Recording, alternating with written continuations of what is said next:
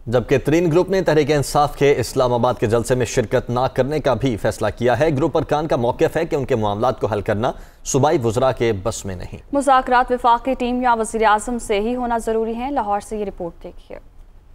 तरीन ग्रुप की ओन चौधरी की रिहाइश गाह पर अहम मुशावरती बैठक। सूबाई वज़ीर डॉक्टर मुराद रास से मुलाकातों और हुकूमती शख्सियात के राबितों पर मुशावरत की गई। ज़राए का कहना है कि अक्सरियती अरकान का मौक़िफ़ था कि हमारे मामलात को हल करना सूबाई वज़रा के बस में नहीं। हमें मुज़ाकरात वफाकी टीम या वज़ीर आज़म से ही करने चाहिए। जब तक मामलात को हल नहीं किया जाता, हुकूमत की किसी एक्टिविटी में शामिल नहीं होंगे।